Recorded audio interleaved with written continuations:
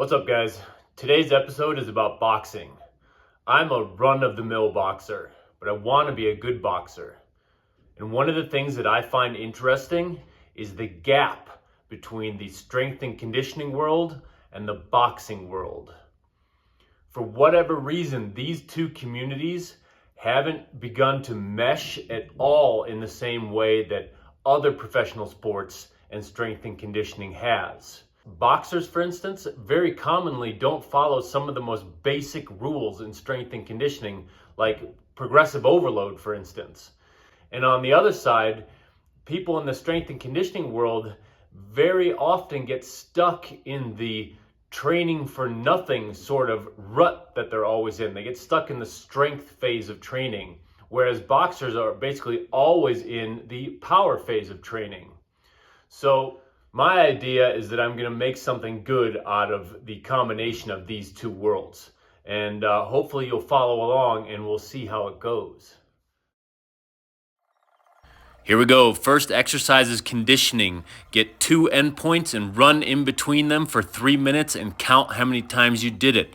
I did it 14 this time. That's the best I've ever done. This actually went a lot better than I thought it would, but I do my homework and that's the reason it worked out that way. With a reference point, you'll be able to make sure that you improve on a weekly basis, which is the goal.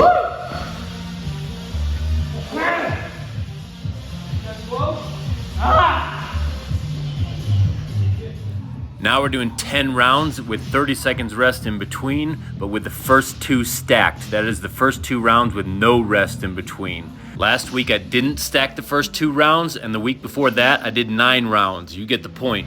You can do the same thing, it's not that hard. Now we're moving on to weights. This is the anti-rotation standing. It's the bread and butter of all the anti-rotation exercises. Now I'm about to do a rotational exercise, but I like to stabilize the midsection beforehand by doing a plank.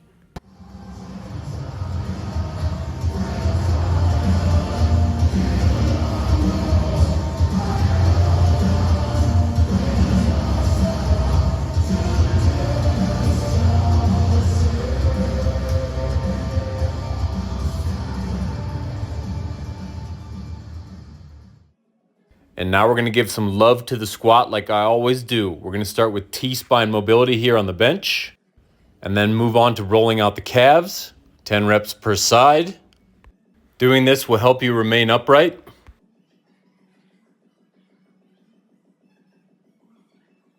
And now move on to a version of the Copenhagen plank, which will warm up your adductors and improve your squatting depth.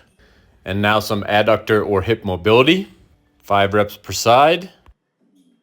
And here we go, first warm-up set.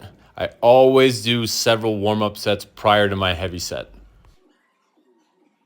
Back into T-spine mobility, this time with a little bit of core stability thrown in there via the plank position. Back to rolling the calves. What all this stuff does is help to optimize the load distribution of the squat. It pushes it up into the T-spine and down into the hips.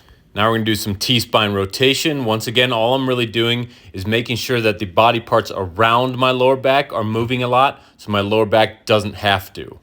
Copenhagen again, hold for 10 seconds. This is really a missing link in a lot of people's squats. Hip mobility again, this time I did 10 reps per side.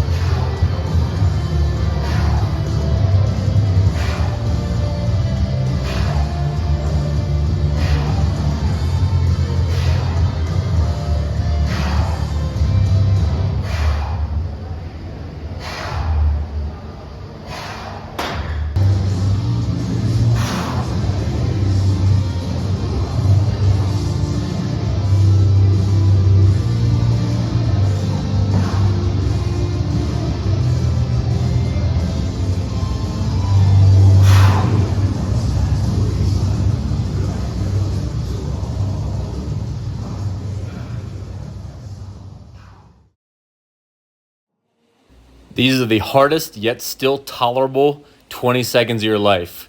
They represent short, aggressive bursts of energy in a boxing match where you throw a couple combinations in a row.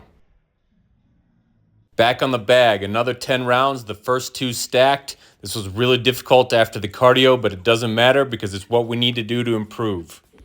And now back to the rack. These are good mornings. They're a glute and hamstring exercise. I don't oftentimes do them, so I'm being very careful here to use good technique and feel my way through them.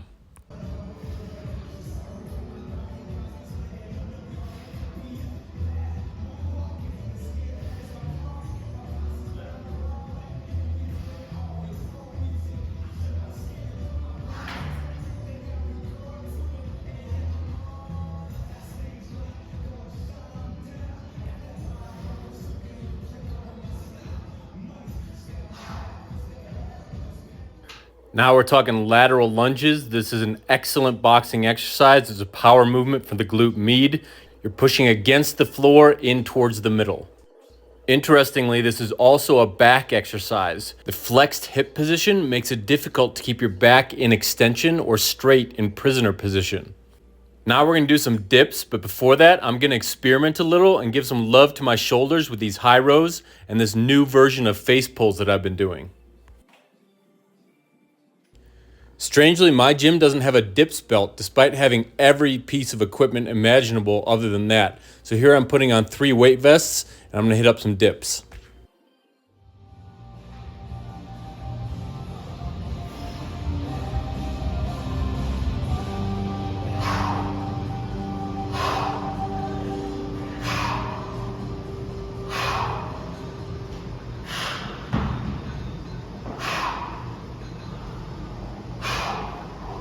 And here we go, pull-ups with 2 weight vests on. I needed 6 reps to progress, and that's exactly what I got.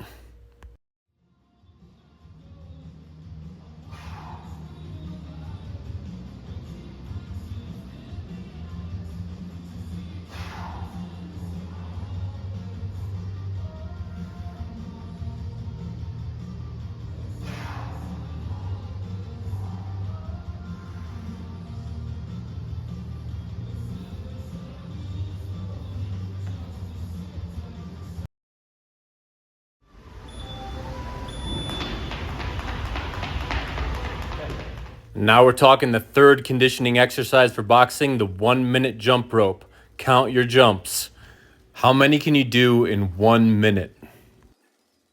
And now we're gonna spar in a way my coach Robert introduced to me. We're really pulling punches and communicating a lot. Check it out.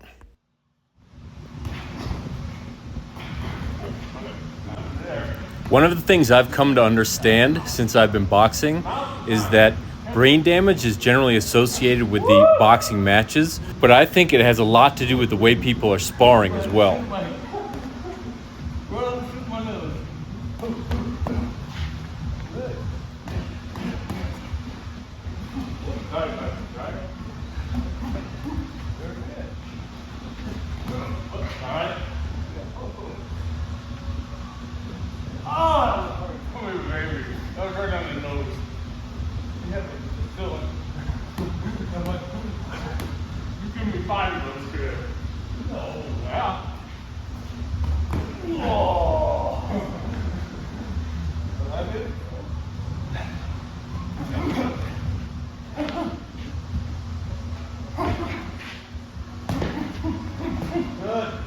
And finally, we've got what I call boxing practice.